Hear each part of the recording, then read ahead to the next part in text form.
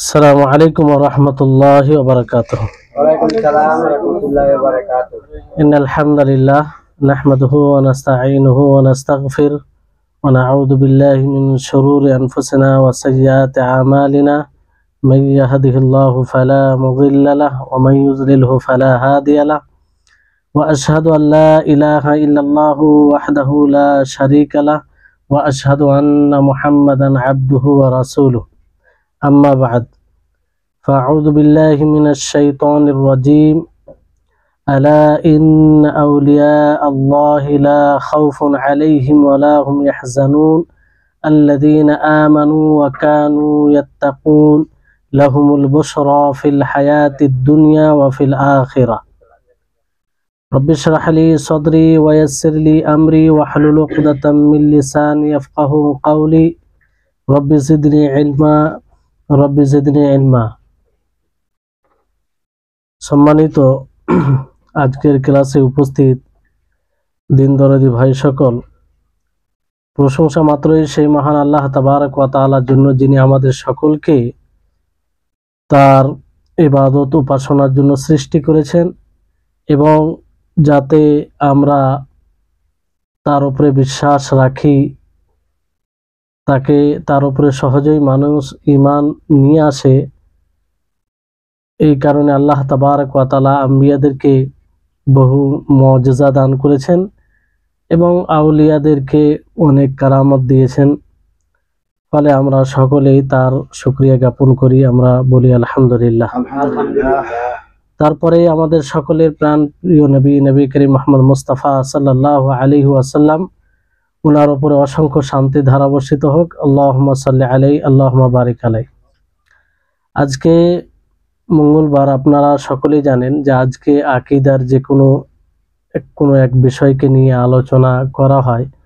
আজকের বিষয়টি খুব গুরুত্বপূর্ণ, সেটি হচ্ছে আউলিয়াদের কারামত। এই ব্যাপারে আমাদের আকীদা কি হওয়া উচিত, সালাফে সালেহিন আহলুস সুন্নাহ ওয়াল জামাতের আকীদা কি, ধারণা কি, বিষয়টি সম্পর্কে আমাদের সুস্পষ্ট ধারণা থাকা অত্যন্ত জরুরি। কারণ এই আউলিয়াদের কারামত দ্বারা অনেক মানুষ পথভ্রষ্ট হয়, বিভ্রান্তি ছড়ায়। মানুষের সুস্পষ্ট ধারণা না থাকার কারণে অনেক সময় কারামত হয় না, কিন্তু মানুষ সেটাকে কারামত মনে করে। আর অনেক সময় কারামত হয় কিন্তু স্পষ্ট ধারণা না থাকার কারণে তা থেকে যেটা লাভ হওয়ার সেটা হয় না, বরং তার বিপরীত ক্ষতি হয়। তো আউলিয়াদের কারামত, এই বিষয়টি খুবই গুরুত্বপূর্ণ। তো এই ব্যাপারে আহলুস সুন্নাহ ওয়াল জামাতের যেটা আকীদা রয়েছে, যে এটাকে সাব্যস্ত মানেন যে আউলিয়াদের উপরে কারামত হয়। ইনশাআল্লাহ আলোচনাতে আসবে যে কারামত কাকে বলে, এবং আরেকটি যেটা বিষয় রয়েছে মুআজিজা, এই দুটি শব্দের মধ্যে পার্থক্য কি রয়েছে। তো সর্বপ্রথম আমরা জানার চেষ্টা করি যে কারামত কি জিনিস, কারামত কাকে বলে, কারামত বলতে কি বোঝায়। তো কারামত বলতে যেমন আল্লাহ তাবারক ওয়া তাআলার একটি নাম করিম, তাই না? আর তার নামের মধ্যে করিম এবং সিফাত হচ্ছে সিফাত, গুণ। এর অর্থ হচ্ছে যে অধিকভাবে দেয়, দান করে, তাকে করিম বলা হয়। যার দানশীলতা কখনো শেষ হয় না, যিনি দিতেই থাকেন। বুঝতে পারলেন? তো কারামত, এখানে যেটা কারামতের সংজ্ঞা, সেটা হচ্ছে যে অস্বাভাবিক বিষয়, যেটা স্বাভাবিক হয় এরকম নয়, অস্বাভাবিক বিষয় এমন মানুষের দ্বারা হওয়া যে নবুয়তের দাবি করে না, যে কিসের দাবি করে না, নবুয়তের, অর্থাৎ নবী হওয়ার দাবি করে না। আর সে প্রকাশ্যভাবে রাসূল সাল্লাল্লাহু আলাইহি সাল্লামের অনুকরণ করে, শরীয়ত অনুযায়ী সে জীবন যাপন করে, তার আকীদা বিশুদ্ধ হয়, তার আমলে সালেহ থাকে, সৎ আমল করে। আর সে এই কারামত সম্পর্কে জানতে পারে, নাও পারে, এরকম যে এটা কারামত কি কারামত নয়। এক কথায় তার দ্বারা এমন কিছু ঘটে যেটা অস্বাভাবিক হয়। বুঝতে পারলেন? তো এটাকে কারামত বলা হয়, মানে যেটা স্বাভাবিক তা না, অস্বাভাবিক কিছু। বুঝতে পারলেন? এর বিপরীতে কারামত কাদের দ্বারাতে হয়? আউলিয়া। তো আউলিয়া কারা? যার মধ্যে যা ভেলায়েত থাকবে। তো ভেলায়েত কাকে বলে? ভেলায়েত বলতে বা ভালোবাসা, বন্ধুত্বকে ভেলায়েত বলা হয়। তো ভেলায়েত কাকে, আল ভেলায়া কাকে বলা হয় এটা আমরা আগে জানি। কারণ যে আল্লাহ তাবারক ওয়া তাআলার ওলি হবে তার বিশেষ ফজিলত রয়েছে। বিশেষ কি রয়েছে? ফজিলত রয়েছে। যেমন আল্লাহ তাবারক ওয়া তাআলা বলেন যে আলা ইন্না আউলিয়া আল্লাহি লা খাউফুন আলাইহিম ওয়া লা হুম ইয়াহজানুন, যে আল্লাহ তাবারক ওয়া তাআলার যারা ওলি, বন্ধু, তাদের কোনো ভয়ের বিষয় নেই আর না চিন্তার কোনো বিষয় আছে। মানে তাদের ভয় ও চিন্তার কোনো বিষয় নেই। এবং তারপর আল্লাহ তাআলা স্পষ্ট করেছেন যে কারা আল্লাহর ওলি, আল্লাহর বন্ধু কারা। আল্লাহ তাআলা বলছেন আল্লাযীনা আমানু, যারা ঈমান আনয়ন করে, ঈমান নিয়ে আসে, ওয়া কানু ইয়াত্তাকুন, এবং তাকওয়া অবলম্বন করে। কি করে? তাকওয়া অবলম্বন করে। তাহলে দুটি বিষয়, যে আল্লাহর উপরে ঈমান নিয়ে আসে এবং তাকওয়া অবলম্বন করে। তো এই দুটি বিষয় থাকলে সে আল্লাহর ওলি হবে। আর এই দুটি বিষয় না থাকলে আল্লাহর ওলি হতে পারে না। কারণ আল্লাহ তাআলা নিজেই বলছেন যে আল্লাযীনা আমানু ওয়া কানু ইয়াত্তাকুন, যারা আল্লাহর উপরে ঈমান নিয়ে আসে এবং তাকওয়া অবলম্বন করে তারাই হচ্ছে আল্লাহর ওলি। লাহুমুল বুশরা ফিল হায়াতিদ দুনিয়া ওয়া ফিল আখিরা, তাদের জন্য পার্থিব জীবনেও সুখবর রয়েছে, সুসংবাদ রয়েছে, এবং পরকাল জীবনেও সুখবর রয়েছে। তো এখান থেকে এটা স্পষ্ট হচ্ছে যে দিনের মধ্যে বেলায়াতের, আল্লাহর সাথে বন্ধুত্বের অপরিসীম গুরুত্ব রয়েছে। বুঝতে পারলেন? আর এই মর্যাদা পর্যন্ত সকলেই পৌঁছাতে পারে না। যে দিনকে প্রকাশ্যভাবে, আভ্যন্তরীণভাবে, সার্বিকভাবে দিনকে কায়েম করে, বাস্তবায়ন করে, সেই বেলায়াত অর্জন করে, আল্লাহর সাথে বন্ধুত্ব স্থাপন করতে পারে। বুঝতে পারলেন? তো এই বেলায়াতের, আল্লাহর সাথে বন্ধুত্বের দুটি দিক রয়েছে। কয়টি দিক রয়েছে? দুটি দিক রয়েছে। একটা দিক হচ্ছে বান্দার সাথে সম্পৃক্ত, একটা কি বললাম? বান্দার সাথে সম্পৃক্ত। আরেকটি হচ্ছে আল্লাহ সুবহানাহু তাআলার সাথে সম্পৃক্ত। বুঝতে পারলেন? তো বান্দার সাথে যেটা সম্পৃক্ত সেটা কি? সেটা হচ্ছে যে এক বান্দা আল্লাহ তাবারক ওয়া তাআলার সমস্ত আদেশ সমূহকে বাস্তবায়ন করবে, পালন করবে, এবং তার যা নিষেধাজ্ঞা রয়েছে, যে কাজ থেকে তিনি নিষেধ করেছেন সেই কাজ থেকে বিরত থাকবে, এবং উবুদিয়ত, আল্লাহ তাবারক ওয়া তাআলার ইবাদতের যে সিঁড়ি রয়েছে সেই সিঁড়িতে সে চড়তেই থাকবে নফল ইবাদত দ্বারা। তাহলে এটা বান্দার সাথে সম্পৃক্ত। বান্দার মধ্যে যখন এটা পাওয়া যাবে তখনই আল্লাহর সাথে যেটা সম্পৃক্ত সেটা পাওয়া যাবে। আল্লাহর সাথে সম্পৃক্ত বিষয় কি? বিলায়াতের যেটা দ্বিতীয় দিক, সেটা হচ্ছে যখন বান্দা আল্লাহ তাবারক ওয়া তাআলার সমস্ত আদেশ সমূহকে পালন করবে, তার নিষেধাজ্ঞা থেকে বিরত থাকবে এবং নফল ইবাদত করবে, তখন আল্লাহ তাআলা, যেটা আল্লাহ তাআলার সাথে সম্পৃক্ত, তিনি সেই বান্দাকে ভালোবাসবেন। কি করবেন? ভালোবাসবেন, তার সহযোগিতা করবেন, তাকে সবিচল অনড় রাখবেন ইস্তেকামতের উপরে। কিসের উপরে? ইস্তেকামত, অর্থাৎ দ্বীনের উপরে। তাহলে এখান থেকে স্পষ্ট হচ্ছে যে ওলি হচ্ছে সেই ব্যক্তি, যে ব্যক্তি আল্লাহর উপরে ঈমান নিয়ে আসবে এবং আল্লাহ ও তার রাসূল থেকে যা কিছু এসেছে, যা কিছু আমরা পেয়েছি তাকে বিশ্বাস করবে, তার উপরে পুরোপুরিভাবে ঈমান নিয়ে আসবে, শরীয়ত অনুযায়ী জীবন যাপন করবে, এবং আল্লাহ তাবারক ওয়া তাআলার নজরদারির স্মরণ করে রাখবে যে আল্লাহ তাআলা দৃষ্টিতে সবসময় আমরা রয়েছি, আল্লাহ তাআলার দৃষ্টি থেকে আমরা ছুপিত নয়, এবং যে সব জিনিস দ্বারা আল্লাহ তাআলা অসন্তুষ্ট হন সেই সব জিনিস থেকে বিরত থাকবে। যেমন কোনো ওয়াজিবকে ছেড়ে দেওয়া, আবশ্যক বিধানকে ছেড়ে দেওয়া, কোনো হারাম কাজ করা, নিষেধাজ্ঞা কোনো কাজ করা, তো এইগুলো থেকে বিরত থাকবে, কারণ এর দ্বারা আল্লাহ তাআলা কি হয়? অসন্তুষ্ট হয়। তো এইভাবে যারা থাকবে তারাই হবে আল্লাহর ওলি। আর এর ফলে আল্লাহ তাআলা কি করবে? তাকে আল্লাহ তাআলা ভালোবাসবেন, তার সহযোগিতা করবেন, তাকে তার প্রতি যে আল্লাহ তাআলা সন্তুষ্ট, তার সুসংবাদ দুনিয়াতে আল্লাহ তাআলা তাকে দেন এবং জান্নাতের সুসংবাদ। বুঝতে পারলেন? তো এই হচ্ছে, আর দুনিয়াতে তাদের ভয় এবং চিন্তার কোনো বিষয় থাকবে না। বুঝতে পারলেন? এই অর্থটি একটি হাদিস আপনারা শুনেছেন হয়তো, যে হাদিসকে হাদিসে কুদসি বলা হয়। হাদিসে কুদসি মানে কি? যে হাদিসের নিসবত নবী করিম মুহাম্মদ সাল্লাল্লাহু আলাইহি ওয়াসাল্লাম সরাসরি আল্লাহর দিকে করেন, যে আল্লাহ তাআলা বলেছেন। তো সেই হাদিসে কি বলেন? যে আল্লাহ তাআলা বলেন, মান আদালি ওয়ালিয়ান, নবী সাল্লাল্লাহু আলাইহি ওয়াসাল্লাম বলেন যে আল্লাহ তাআলা বলেন, মান আদালি ওয়ালিয়ান ফাকাদ আযানতু বিল হারব, যে আমার শত্রুর সাথে ওয়ালির সাথে শত্রুতা পোষণ করবে, আমি তার সাথে যুদ্ধের ঘোষণা করছি। আর আমার বান্দা ফরজ বিধান দ্বারা সে আমার নৈকট্য লাভ করে, এমনকি সে নফল দ্বারাও নৈকট্য লাভ করতে থাকে, এমনকি সে আমার নিকটে প্রিয় হয়ে যায়। যখন সে আমার নিকটে প্রিয় হয়ে যায়, তো আমি কি হই? আমি তার কান হয়ে যাই, যে কান দ্বারা সে শুনে। আমি তার চোখ হয়ে যায়, যে চোখ দ্বারা সে দেখে। আমি তার হাত হয়ে যায়, যে হাত দ্বারা সে ধরে। এবং আমি তার পা হয়ে যায়, যে পা দ্বারা সে চলে। আর যখনই সে আমার কাছে চায়, আমি তাকে দিই। আর আমার কাছে যখন আশ্রয় চায়, তাকে আমি আশ্রয় দিই। তাহলে এই হাদিস থেকে মানে এই হাদিসেরই অর্থ দেখেন, প্রথমে আল্লাহ তাবারক ওয়া তাআলা কি বললেন? যে আমার অলির সাথে, আমার বন্ধুর সাথে শত্রুতা পোষণ করবে, আমি তার সাথে যুদ্ধের ঘোষণা করছি। তাহলে অলি। তারপর আল্লাহ তাআলা কি বলছেন? যে সে আমার ফরজ বিধান দ্বারা আমার নৈকট্য লাভ করবে, নফল বিধান দ্বারা আমার নৈকট্য লাভ করতে থাকবে, এমনকি আমার প্রিয় হয়ে যাবে। আমি তার কান হয়ে যাব, মানে কি?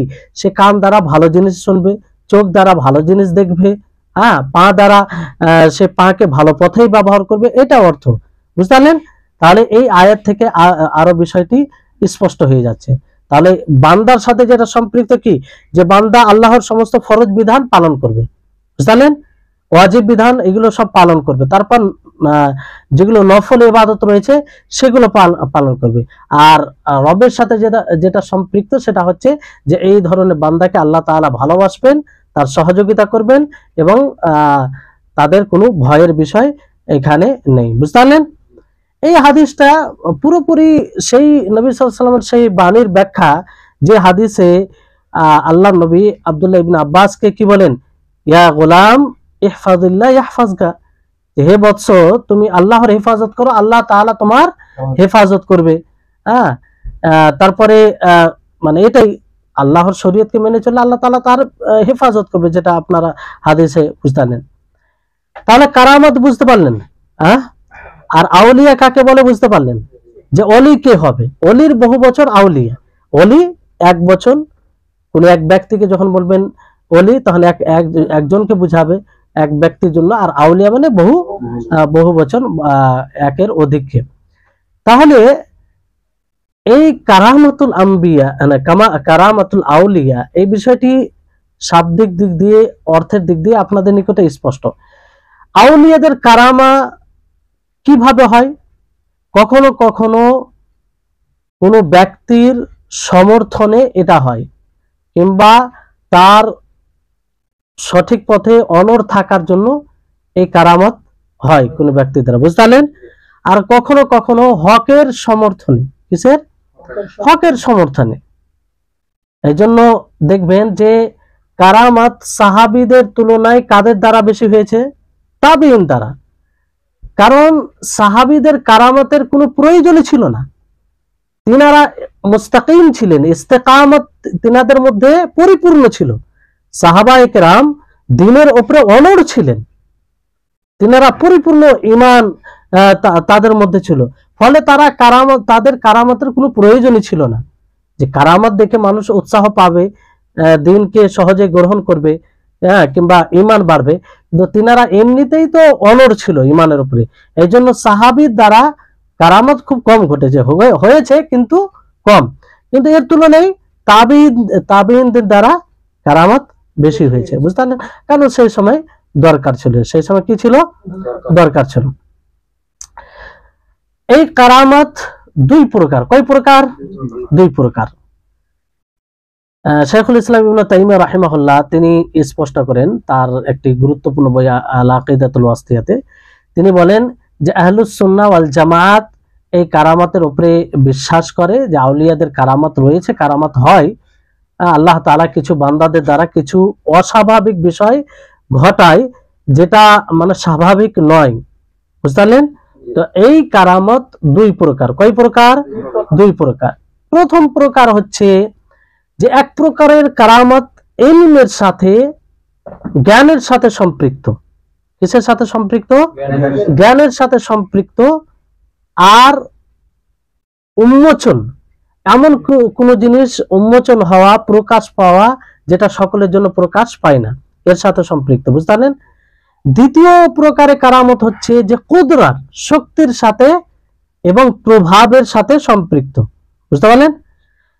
মানে উদাহরণ দিলে বুঝতে পারবেন। যেমন প্রথম প্রকার বললাম যে জ্ঞানের সাথে যেটা সম্পৃক্ত, আর মানে কোন এমন জিনিস উন্মোচন হওয়া, প্রকাশ পাওয়া যেটা অন্যদের হয় না। তো সেটা যেমন কোন মানুষ এমন জ্ঞান অর্জন করে, এমন জিনিস জানতে পারে যা অন্যরা জানতে পারে না, যা অন্যরা জানতে পারে না, কিংবা এমন জিনিস তার জন্য ফুটে উঠে কাশফ হয়। কাশফ শুনেছেন কি শুনেনি? যে আমার উপরে কাশফ হয়েছে। আর অনেক নাটক যারা করে ওলির, তারা বলে না যে আমার উপরে কাশফ হচ্ছে, মানে কি আমার উপরে নতুন কিছু, মানে আমি দেখছি নতুন কিছু, আমি জানতে পারছি, এই শব্দটা ব্যবহার করে কাশফ। হ্যাঁ, তো এটা যে অন্যরা জানতে পারে না।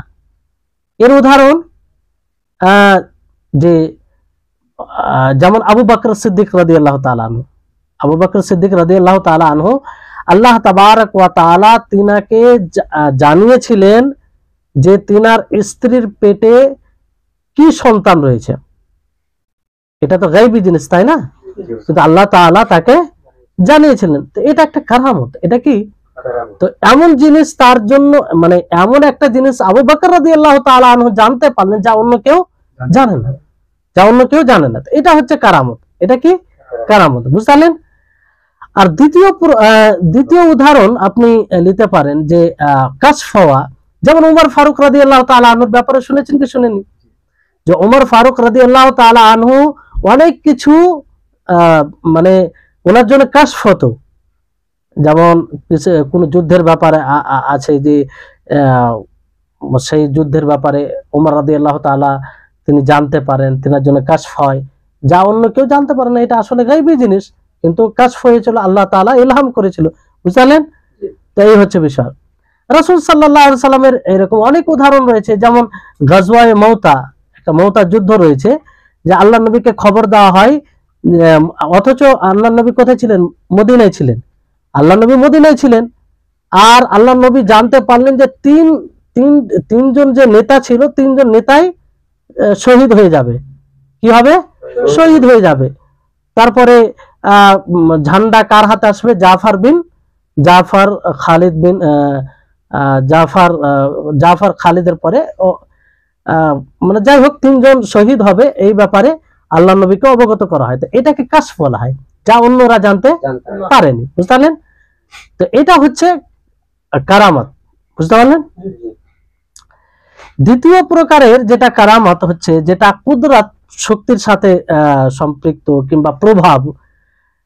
যেমন শেখুল ইসলাম ইবনে তাইমিয়া রাহিমাহুল্লাহ, ওনার ব্যাপারে বলা হয় যে ওনাকে মুনাজারা করার, মানে ডিবেট করার এমন একটা আল্লাহ তাআলা শক্তি কিংবা ওনার কথায় প্রভাব সৃষ্টি করেছিল যে যে কেউ ওনার সামনে আসতো মানতেই হতো।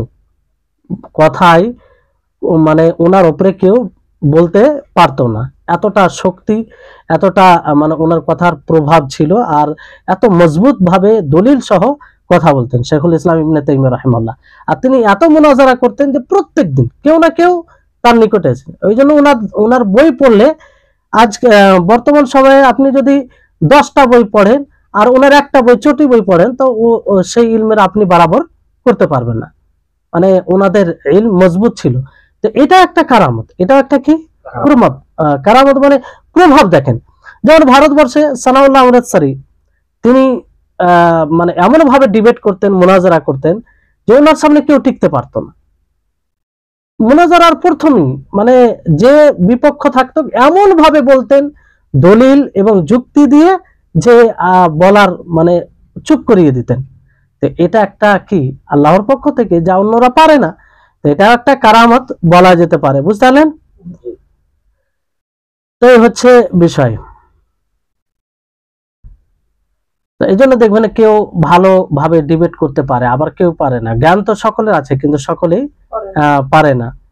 এবার আসুন যে এই কারামতের লাভ কি, এই কারামত কেন হয়, এর উপকার কি? তো এই ব্যাপারে শেখ আব্দুর রহমান বিন নাসির আস-সাদি তিনি রাহিমাহুল্লাহ তিনি এই কারামতের কিছু লাভ তিনটি বিষয়ের মাধ্যমে উল্লেখ করেছেন। যে সবচেয়ে বড় এর লাভ হচ্ছে যে এই কারামত দ্বারা স্পষ্ট হয় যে আল্লাহ তাবারক ওয়া তাআলা কতটা শক্তিশালী, আল্লাহ তাবারক ওয়া তাআলা কতটা শক্তিশালী, এবং আল্লাহ তাআলা নিজ ইচ্ছায় যা চান তাই করেন। কারণ কারামত কাকে বলে আপনারা জানলেন, যে অস্বাভাবিক কিছু ঘটানো, কোন বান্দার দ্বারা, আল্লাহর ওয়ালি যারা কিংবা নবী তাদের দ্বারা অস্বাভাবিক কিছু ঘটানো। তো এটা দেখে যেন মানুষ শিক্ষা নিতে পারে যে আল্লাহ তাআলা তিনি কত বড় শক্তিশালী, তিনি পরিপূর্ণ শক্তি রাখেন, যে তিনি যা ইচ্ছা তাই করেন আর যেমন চান তেমন করেন, বুঝতে পারলেন? তো এটা একটা মানে লাভ, যাতে এখান থেকে অনেকেই শিক্ষা নিতে পারে, অনেকেই শিক্ষা নিতে পারে, বুঝতে পারলেন? যেমন আপনার দেখবেন যে আম্বিয়াদের মুজিজা আর আউলিয়াদের কারামাত অনেক যেগুলো ঘটেছে, যে সেখানে সেগুলো দেখে সহজেই বুঝতে পারবে। যেমন আসহাবুল কাহাফের ঘটনা, কাহাফ সূরাতুল কাহাফে যে ঘটনা উল্লেখ করা হয়েছে, তো এটা কি আল্লাহ তাবারক ওয়া তাআলার কুদরতকে বোঝায় না? আল্লাহ তাআলা সর্বশক্তিমান, যে তারা ঘুমায় কতদিন ধরে, অনেক বছর, আর আল্লাহ তাআলা তাদেরকে রক্ষা কিভাবে করেন, এটা মানে স্বাভাবিক নয়, অস্বাভাবিক, এটা অস্বাভাবিক, বুঝতে পারলেন? তো আল্লাহ তাআলা সবকিছু করতে পারেন, মাঝে মধ্যে এগুলো কারো দ্বারা ঘটায়। আর এরা তো আল্লাহর ওয়ালি ছিল না, নিজের ঈমানকে বাঁচানোর জন্য তা মানে পুরোপুরি তারা চেষ্টা করেছিল, ফলে আল্লাহ তাবারক ওয়া তাআলা তাদের দ্বারা এমন জিনিস ঘটলো যেটা কিয়ামত পর্যন্ত যা থেকে মানুষ শিক্ষা নেই, আর আল্লাহ তাবারক ওয়া তাআলার কুদরত কি সেটা অনুভব করে। যেমন দেখেন যে এরকম অনেক উদাহরণ আছে, আপনি কোরআনে হাদিস দেখেন তাহলে বুঝতে পারবেন। যেমন মারিয়াম বিনতে ইমরান, মারিয়াম আলাইহিস সালাম, যে যখনই জাকারিয়া আলাইহিস সালাম ওনার নিকটে যেতেন তো কি দেখতেন, কুল্লামা দাখালা আলাইহা জাকারিয়াল মিহরাব ওয়াজাদা ইনদাহা রিজকা। যখনই জাকারিয়া আলাইহিস সালাম মারিয়ামের নিকটে যেতেন তো সেখানে বিভিন্ন রকমের ফল দেখতে পেতেন। ক্বালা ইয়া মারিয়াম আন্না লাকি হাযা, তিনি বলতেন যে হে মারিয়াম, এগুলো কোথা থেকে আসে, এটা তো এই সময় নয়, আর তোমার কাছে কি করে এলো? তো তিনি কি বলতেন, ক্বালাত হুয়া মিন ইনদিল্লাহ, এটা আল্লাহর পক্ষ থেকে। ইন্নাল্লাহা ইয়ারযুকু মান ইয়াশাউ বিগাইরি হিসাব, আল্লাহ তাআলা যাকে ইচ্ছা কোনো হিসাব ছাড়াই রুজি দান করেন। তাহলে এটা দেখেন, এটাও একটা কারামত ছিল, তাই না? এটা কারামত ছিল, মারিয়াম তো নবী ছিলেন না, তো এটা কারামত ছিল। তো এর দ্বারা আল্লাহ তাবারক ওয়া তাআলার কুদরত, আল্লাহ তাবারক ওয়া তাআলার শক্তি, এবং আল্লাহ তাআলা যা ইচ্ছা তাই করেন, এটা সহজেই বোঝা যায়, বুঝতে পারলেন? তারপরে ঈসা আলাইহিস সালামের জন্ম হওয়া, ঈসা আলাইহিস সালামের জন্ম হওয়া, এটাও একটা কারামত, বুঝতে পারলেন? তারপর অনেক নবীর ব্যাপারে যেগুলো তো মুজিজা হিসাবে বলতে পারেন। জাকারিয়া আলাইহিস সালাম যখন বার্ধক্য অবস্থায় পৌঁছে যান, জাকারিয়া আলাইহিস সালামকে আল্লাহ তাআলা সন্তান দেন, আর বার্ধক্য অবস্থায়, আর ওনার স্ত্রী কি ছিল, বাঁঝ ছিল। বাঁঝ বুঝেন তো, বাঁঝা যাকে বলি, যার সন্তান ধারণ করার, সন্তান দেওয়ার ক্ষমতা থাকে না, ওই অ্যাবিলিটি থাকে না, আল্লাহ তাআলা সেই এটা দেন, মানে দেন আর কি, মানে তার মধ্যে থাকে না, তো ফলে সন্তান দেওয়ার ক্ষমতা থাকে না। কিন্তু ওনার স্ত্রী বাঁঝ হওয়ার পরেও তিনি আল্লাহর কাছে চেয়েছিলেন, আল্লাহ তাআলা তাকে সন্তান দিলেন, আল্লাহ তাআলা তাকে সন্তান দিন। তো এটা এটা এটা একটা বলতে পারেন নবীর মুআজিজা বলতে পারেন। আর তার স্ত্রীর জন্য এটা কি কারামত ছিল, তার স্ত্রীর জন্য কারামত ছিল। নবীর জন্য হলে মুআজিজা আর স্ত্রীর জন্য হলো কারামত, বুঝতে পারলেন? তারপরে এরকম উদাহরণ আপনি অনেক পাবেন যদি আপনি দেখেন, বুঝতে পারলেন? তারপরে দ্বিতীয় যেটা উপকারিতার বিষয় সেটা হচ্ছে যে আউলিয়াদের জন্য যেগুলো কারামত ঘটে বাস্তবে এটা আম্বিয়াদের মুআজিজায়, আম্বিয়াদের কি মুআজিজা। কারণ আউলিয়াদের মাধ্যমে যে কারামত গুলো ঘটে, অস্বাভাবিক কিছু ঘটে, সেটা রাসূলগণের ইতাআতের ফলাফল হয়, রাসূলগণের ইতাআতের ফলাফল হয়। বর্তমান সময়ে কোনো ওলির দ্বারা যদি কোনো কারামত ঘটে, তো তার দ্বারা কি এমনি কারামত ঘটবে না, সে রাসূলের প্রকৃতভাবে অনুসরণ করবে তারপরে? তো এটা মূলত আম্বিয়াদের মুআজিজা। আউলিয়াদের দ্বারা কারামত ঘটা, অস্বাভাবিক কিছু ঘটা, তার মানে এটা আম্বিয়াদের মুআজিজা, বুঝতে পারলেন? তৃতীয় বিষয় হচ্ছে যে কারো দ্বারা কোন ওলি দ্বারা কারামত হওয়া মানে দুনিয়াতেই তাদের জন্য একটা অগ্রিম সুসংবাদ, অগ্রিম কি সুসংবাদ। কারণ আল্লাহ তাআলা কি বলেছেন, যে লাহুমুল বুশরা ফিল হায়াতিদ দুনিয়া, যে তাদের জন্য এই পার্থিব জীবনে কি রয়েছে, সুসংবাদ রয়েছে। তো এই আয়াতের ব্যাখ্যা করতে গিয়ে অনেক ব্যাখ্যাকারীগণ বলেন যে প্রত্যেকটি ওই বিষয় যে বিষয় তাদের বন্ধুত্বের উপরে প্রমাণ দেয় কিংবা তাদের ভালো ফলাফলের প্রমাণ দেয়, সেটাই হচ্ছে কারামত, সেটাই কি কারামত, বুঝতে পারলেন? তো এই হচ্ছে বিষয়। এই ব্যাপারে শেখ ইবনে উসাইমিন রাহিমাহুল্লাহ তিনি খুব একটা দামি কথা বলেছেন, সেটা আমাদেরকে একটু বললে মনে হয় উপকার হবে। সেটা হচ্ছে যে দেখেন যে কারামত ওলির জন্য হয় আর মুআজিজা কার জন্য হয়, নবীর জন্য মুআজিজা হয়। তো প্রত্যেকটি কারামত সেটা ওলির জন্য, আর এটা মূলত নবীর একটা নিদর্শন, নবীর কি নিদর্শন, নবীর মুআজিজা বলতে পারেন। কারণ ওলির উপরে যা কারামত হয় সেটা নবী সাল্লাল্লাহু আলাইহি সাল্লামের অনুসরণের ফলে, কার অনুসরণের ফলে, নবী সাল্লাল্লাহু আলাইহি সাল্লামের অনুসরণের ফলে, বুঝতে পারলেন? সেই একই কথা যেটা পূর্বে বলা হলো। যেমন ধরেন যে মুসা আলাইহিস সালাম সমুদ্রে কি মেরেছিলেন, লাঠি, তো সমুদ্রের তো রাস্তা তৈরি হয়েছিল। তো মুসা আলাইহিস সালাম শুধু পার হয়েছিলেন না তিনার অনুসরণগণ তারাও পার হয়েছিলেন? তো তার অনুসরণ মেনে নিলাম যে তার অনুসরণ নবী মুসা আলাইহিস সালামের জন্য মুআজিজা ছিল এটা, কিন্তু তার অনুসরণকারীদের জন্য কি ছিল, কারামত ছিল, তাই না? এটা কিসের ফলাফল ছিল, যে মুসা আলাইহিস সালামের উপরে তারা ঈমান এনেছিল, আল্লাহর উপরে ঈমান এনেছিল। মুসা আলাইহিস সালাম যে শরীয়ত নিয়ে এসেছিল সেই শরীয়তের তারা অনুসরণ অনুগত করেছিল, বুঝতে পারলেন? ফলে এটা তাদের জন্য সম্ভব হয়েছিল, বুঝতে পারলেন? তো এইভাবে অনেক কিছুর আপনি উদাহরণ পাবেন। এই এতটাই উদাহরণ যথেষ্ট মনে করি। এবার আসুন খুব গুরুত্বপূর্ণ বিষয়, যে এই কারামাতের জাবতা কি, এই কারামাতের মানদণ্ড কি, কি করে বুঝবেন যে এটা কারামত, কি করে বুঝবেন এটা কারামত? কারণ যে কোনো মানুষ তো দাবি করে যে আমার উপরে কারামত হয়েছে, করে কি করে না? অনেক দেখবেন যে কেউ পানির উপরে চলে বলে যে আমার উপরে কারামত হয়েছে, হ্যাঁ, গাছের উপরে মানে সলাত আদায় করছে আমার উপরে কারামত হয়েছে, আর সে দাবি করে যে আমার উপরে কারামত হয়েছে, আমি আল্লাহর ওলি। হ্যাঁ, তো এরকম ভাবে অনেক কিছু দাবি করে, বুঝতে পারলেন? তো আমাদের সকলকে এটা বোঝা উচিত যে কারামতের জাবতা কি, কারামতের মানে মানদণ্ড কি, কি করে বুঝবো এটা কারামত, বুঝতে পারলেন? কারণ সব সময় জরুরি নয় যেটা অস্বাভাবিক কিছু ঘটে সেটা কারামত হবে, বুঝতে পারলেন? অস্বাভাবিক ঘটা মানে এটা কারামত হবে এটা জরুরি নয়।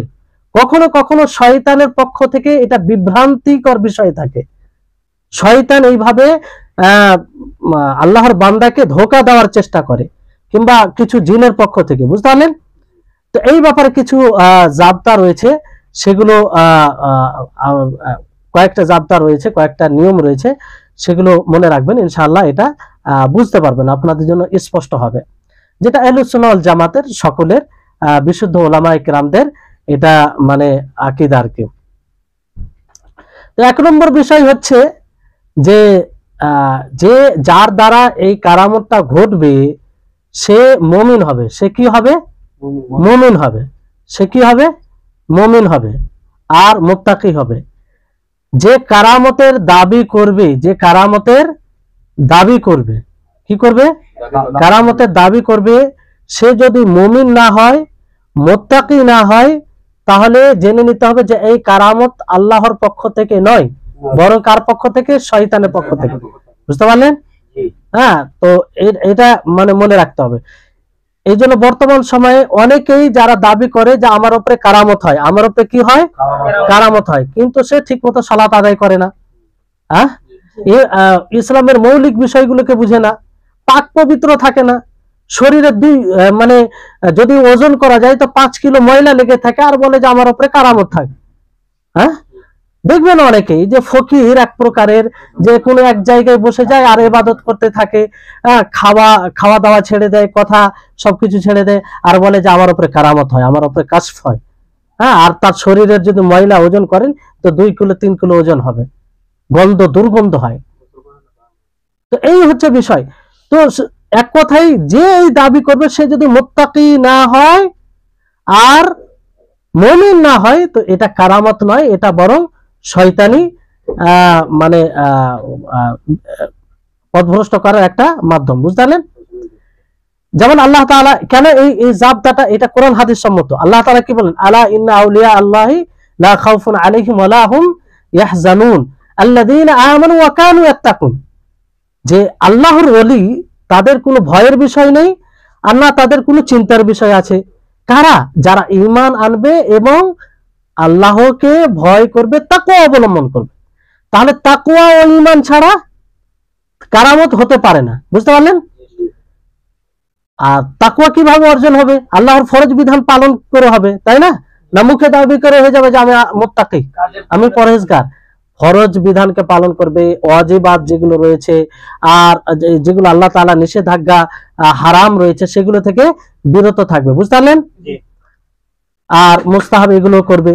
তারপরে দ্বিতীয় যেটা মানদণ্ড হচ্ছে, নিয়ম হচ্ছে, সেটা হচ্ছে যার দ্বারা কারামত হবে সে দাবি করবে না বেলায়াতের, যে আমি আল্লাহর ওলি। তাহলে এই নিয়মটা যদি সামনে রাখেন তো আজকের বর্তমান সময়ে যারা ওলির দাবি করে যে আমি আল্লাহর ওলি, কারামত হয়, বের হয়ে আলো তারা, যে দাবি করবে না যে আমি আল্লাহর ওলি। কারামত ঘটবে কিন্তু সে দাবি করবে না। মূলত সে যদি আল্লাহর ওলি হয় তো দাবি করবে না যে আমি আল্লাহর ওলি। বুঝলেন? কারণ এই বেলায়াত আপনাদেরকে বললাম যে দুটা দিক আছে তার, একটা রবের সাথে সম্পৃক্ত, একটা বান্দার সাথে সম্পৃক্ত। রবের সাথে যেটা সম্পৃক্ত সেটা কি? সেটা হচ্ছে মানে বান্দার সাথে সম্পৃক্ত সেটা যে আল্লাহর ইবাদত করবে, আল্লাহর সমস্ত বিধানকে পালন করবে। রবের সাথে যেটা সম্পৃক্ত, আল্লাহ তাকে ভালোবাসবে, আল্লাহ তার ইবাদতকে কবুল করবে। তো এই ইবাদতকে, তার ইবাদতকে আল্লাহ তাআলা কবুল করলো কি করলো না সে জানে? কোন মানুষ জানে? তো এটা তো গায়বী জিনিস। তো কেউ যদি দাবি করে আমি আল্লাহর ওলি, তার মানে সে গায়বের দাবি করলো। কিসের দাবি করলো? গায়বের দাবি করলো, যেটা আল্লাহ ছাড়া কেউ জানে না। বুঝতে পারলেন? তো এই জন্য সে আল্লাহর ওলি হতে পারে না। বুঝতে পারলেন? আর আল্লাহ তাআলা বলেছেন যে কেউ নিজেকে পবিত্র করতে পারে না, নিজের প্রশংসা নিজে করতে পারে না। আল্লাহ তাআলা কি বলেন? ফালা তুযাক্কু আনফুসাকুম ওয়া আ'লামু বিমান ইত্তাকা, যে তোমরা নিজেকে পবিত্র করো না, আল্লাহ তাআলা জানেন তো কে মুত্তাকি, কে পরহেজগার। বুঝতে পারলেন? দ্বিতীয় নিয়ম বুঝতে পারলেন? তৃতীয় নিয়ম হচ্ছে যে এই কারামত আল্লাহ তাবারক ওয়া তাআলার আবশ্যিক বিধানের মধ্যে কোনো বিধানকে ছাড়ার কারণ যেন না হয়। আল্লাহ তাআলার আবশ্যিক বিধানের মধ্যে কোনো বিধানকে ছাড়ার যেন কারণ না হয়। যেমন কারণ, এটা কারণ কি? যে এই কারামত আল্লাহর ইতাআতের মাধ্যমেই আসে, রাসূলের ইতাআতের মাধ্যমেই হয়, যাতে আরো ঈমান মজবুত হয়, তাকওয়া আরো মজবুত হয়। বুঝতে পারলেন? তো যদি বিরোধিতা করে তাহলে এটা কি করা হবে? বুঝতে পারলেন? তো এটা একটা নিয়ম। চার নম্বর নিয়ম হচ্ছে যে দিনের কোনো বিষয়ের যেন বিরোধিতা না করে। এই কথাটা দেখেন, এই নিয়মগুলোর সাথে মিলিয়ে নেবেন যে আজকে যারা ওলি দাবি করে যে সলাতে আদায় করে না আর করেন আর এগুলো বলে যে আমি আল্লাহর ওলি। আর এখানে নিয়ম কি আর একটা বলা হচ্ছে 4 নম্বর, যে দিনের যেগুলো বিষয় আছে সেই বিষয় সমূহের মধ্যে কোনো বিষয়ের বিরোধিতা করবে না। কি করবে না? বিরোধিতা করবে না। তাহলে এই 4টি নিয়ম মনে থাকবে তো ইনশাআল্লাহ। প্রথমে কি বললাম সহজ ভাবে সংক্ষিপ্ত ভাবে যে যে এই কারামতের দাবি করবে সে মুমিন মুত্তাকি হবে, সে মুমিন মুত্তাকি হবে। দ্বিতীয় হচ্ছে যার দ্বারা এই কারামত ঘটবে সে ওলি হওয়ার দাবি করবে না যে আমি ওলি, আমি ওলি। তৃতীয় হচ্ছে যে এই কারামত তার আল্লাহ তাবারক ওয়া তাআলার আবশ্যিক বিধানের মধ্যে কোনো বিধানকে ছাড়ার কারণ হবে না, বুঝতে পারলেন? চতুর্থ হচ্ছে যে দিনের যতগুলো বিষয় রয়েছে সেই বিষয় সমূহের মধ্যে কোনো এক বিষয়ের বিরুদ্ধে যাবে না, কোনো এক বিষয়ের বিরুদ্ধে যাবে না। যেমন কোনো ব্যক্তি যদি বলে যে আমার উপরে কারামত হয়েছে, যে আমি স্বপ্নে দেখেছি আমার নিকটে আল্লাহর নবী এসেছে আর আমাকে বলেছে যে তোমার জন্য মদকে হালাল করা হয়েছে, তাহলে কারামত বলা যাবে? এটা শরীয়তের বিরুদ্ধাচরণ হচ্ছে। মদকে কি করা হয়েছে? হারাম করা হয়েছে। আর শরীয়ত কমপ্লিট করা হয়েছে নবী সাল্লাল্লাহু আলাইহি ওয়াসাল্লামের জীবনে। এবার যদি পরবর্তীতে কেউ বলে না আমি স্বপ্নে দেখেছি যে আমার জন্য আল্লাহ তাআলা মদকে হালাল করে দিয়েছেন, এটা মানা যাবে? মানা। এটা একটা উদাহরণ। এরকম ভাবে যে কোনো জিনিস, যে কোনো কারামত যদি দিনের কোনো বিধানের বিরোধিতা করে তাহলে সেটা আসলে কারামত নয়, সেটা শয়তানি কারামত, সেটা শয়তানি কারামত, বুঝতে পারলেন? তাই হচ্ছে বিষয়।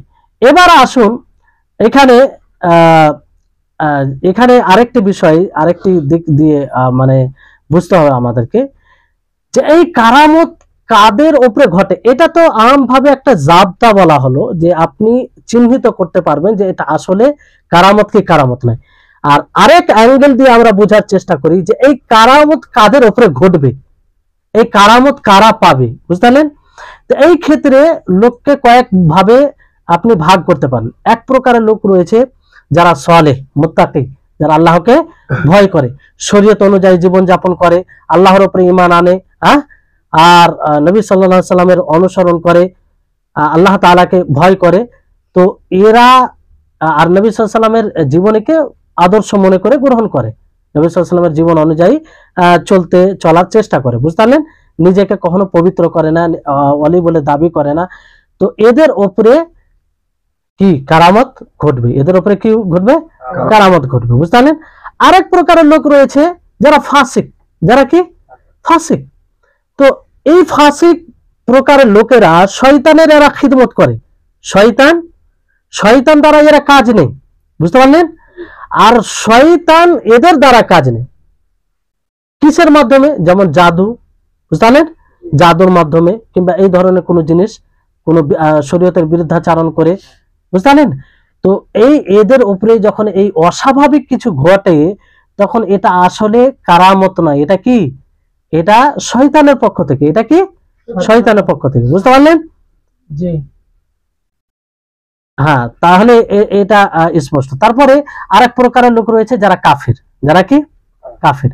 কাফিররাও কিন্তু অনেক সময় অস্বাভাবিক কিছু দেখায় কি দেখায় না, আর মানুষকে পথভ্রষ্ট করার চেষ্টা করে, বলে যে দেখো এগুলো করেছি, মানে তারা যেটাকে হয়তো মানে সেটাকে সাব্যস্ত করার চেষ্টা করে। কিন্তু মনে রাখতে হবে যে তারা এগুলো করে আসলে মুসলিমদের আকীদাকে বিনষ্ট করতে চায়। মুসলিমদের আকীদা, তাদের যে একটা বিশ্বস্ততা কিংবা সহি আকীদা রয়েছে সেটাকে তারা নষ্ট করতে যায়, বুঝতে পারলেন? আরেক প্রকারের লোক রয়েছে যে জাহিল, অজ্ঞ লোক, কিছুই বুঝে না, তারা পার্থক্য করতে পারে না যে কার রাত্রে কোনো আওয়াজ যদি শুনে তো মনে করে যে ফারিস্তা আওয়াজ দিল। হ্যাঁ, রাত্রে যদি কোনো মানে এরকম হঠাৎ কোনো এরকম কিছু অলৌকিক জিনিস দেখতে পায় তো মনে করে যে মনে হয় আমার সামনে দিয়ে কোনো ফারিস্তা গেল, কিন্তু আসলে সেটা শয়তান ছিল, আসলে কি শয়তান ছিল। মানে কোনো পার্থক্য করা তাদের মধ্যে কোনো মানদণ্ডই নেই, বুঝলেন? তো এইরকম লোক যদি কারামতের দাবি করে তো এটা কারামত নয়। এটা অনেক সময় তারা এটাও জানে না যে শয়তান কোন পশু রূপ ধারণ করে, রূপ ধারণ করে কি করে না করে, তখন সেটাকে দেখে মনে করে যে না আমার উপরে কারামত হয়েছে, যে আমি পশু আকারে একটা ফারিস্তাকে দেখেছি কিংবা অমুক অমুক, কখনো বলে যে আমি নবীকে দেখেছি। একটা কথা মনে রাখতে হবে, যেহেতু কথা চলে এলো, ভালো করে মনে রাখবেন।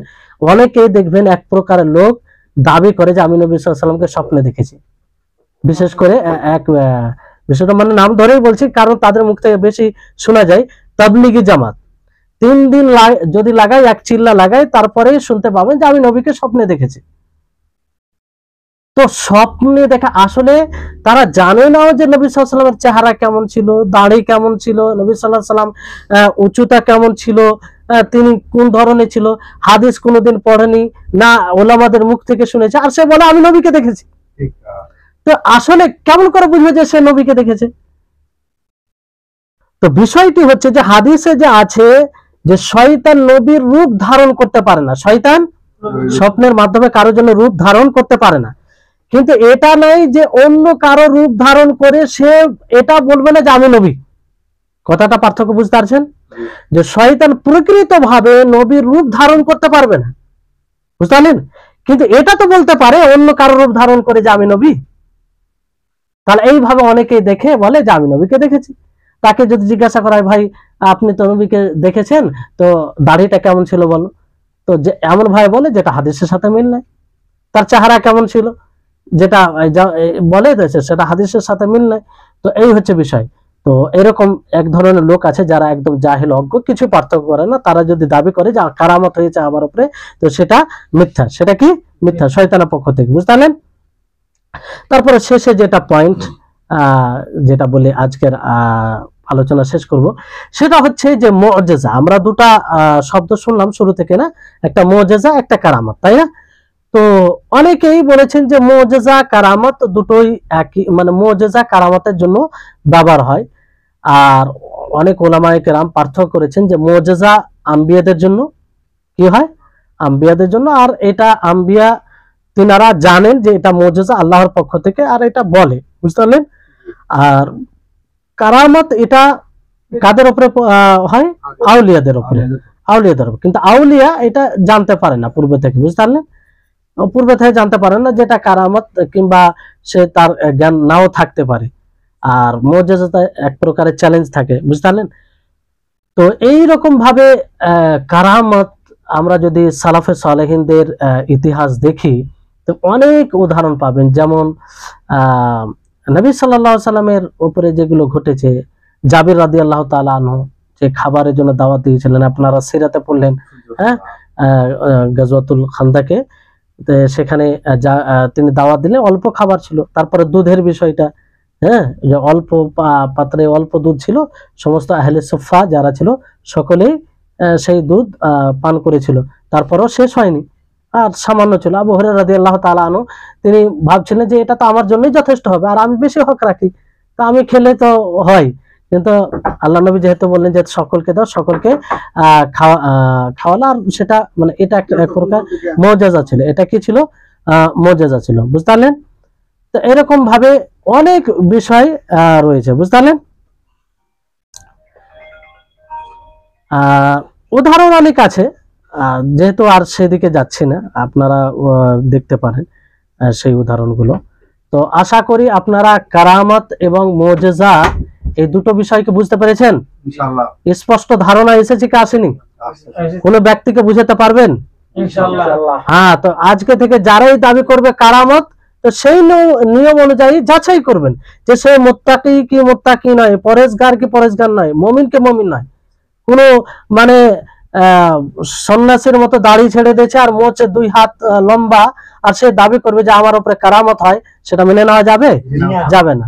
তারপরে শরীয়ত বিরোধী আমল করে বলে যে আমার উপরে কারামত হয়, আমার উপরে কি হয়? কারামত হয়, সেটা মেনে নেওয়া যাবে?